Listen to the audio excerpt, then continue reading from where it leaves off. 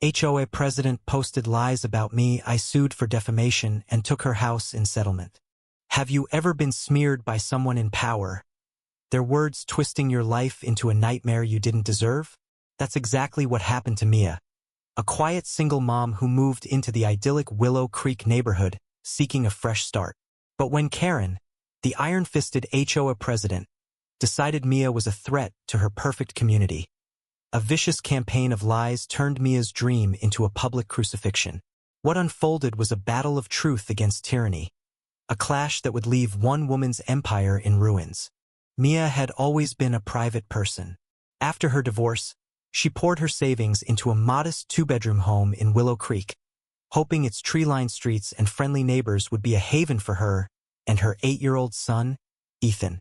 She wasn't flashy. She drove a used Honda, kept her lawn tidy, and smiled at everyone.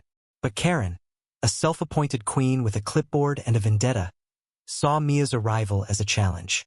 Karen had ruled the HOA for a decade, her word law, her influence suffocating.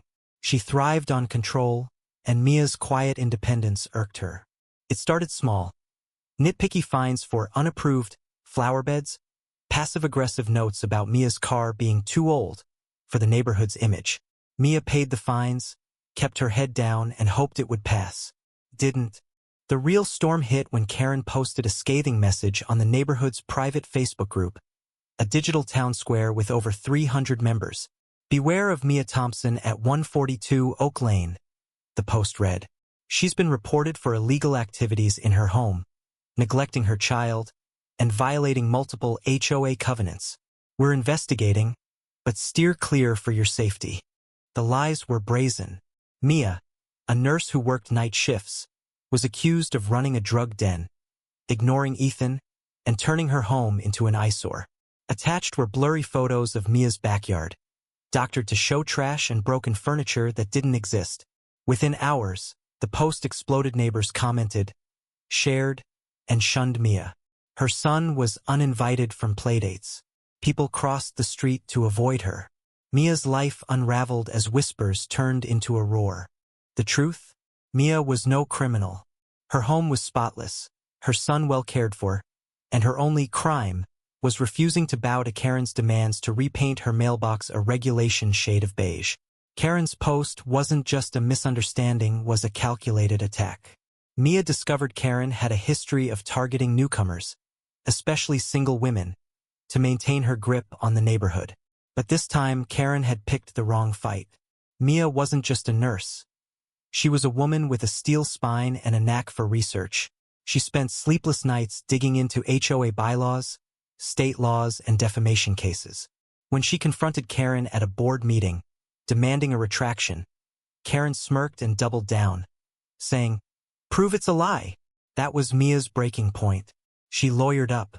Enter Sarah, a sharp young attorney who'd been itching to take down a bully like Karen.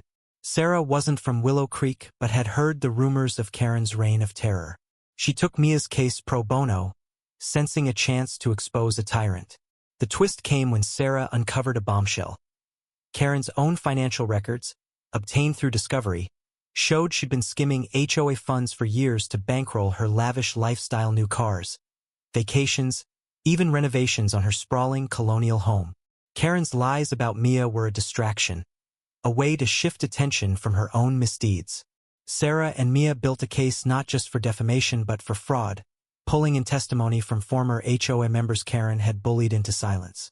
One, a retired accountant named Mr. Patel, revealed he'd been forced out of the neighborhood after questioning Karen's budgets. His testimony was dynamite. The courtroom showdown was electric. Karen strutted in, confident her charm and connections would save her. She painted herself as a devoted community leader protecting Willow Creek from undesirables like Mia. But Sarah was relentless. She presented Karen's Facebook post, the doctored photos, and screenshots of neighbors' cruel comments egged on by Karen's lies.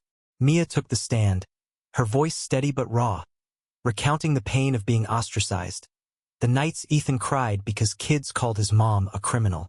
Mr. Patel's testimony sealed Karen's fate, exposing her embezzlement and shattering her facade. The judge's gavel fell like thunder. Karen was liable for defamation, fraud, and punitive damages. The total? $750,000.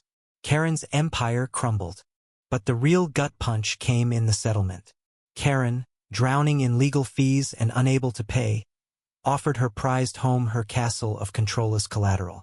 Mia, backed by Sarah's ruthless negotiation, accepted. The day Karen signed over the deed was surreal.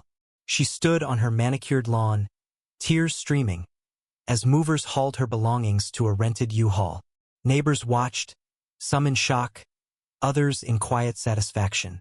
Mia didn't gloat, she didn't need to. She sold Karen's house, used the proceeds to pay her legal fees, and donated a chunk to a local charity for single mothers. Karen moved to a cramped apartment across town, her influence gone, her name synonymous with disgrace. Mia's victory wasn't just about money or a house site, it was about reclaiming her dignity. She stayed in Willow Creek, her head high, her son's laughter echoing again. The HOA elected a new president, a kind retiree who prioritized community over control. Mia's story spread, inspiring others to challenge petty tyrants in their own neighborhoods. She proved that truth could topple even the most entrenched power. What would you do if someone tried to destroy your reputation with lies? Would you fight back or let it slide? Share your thoughts, because stories like Mia's remind us that standing up can change everything.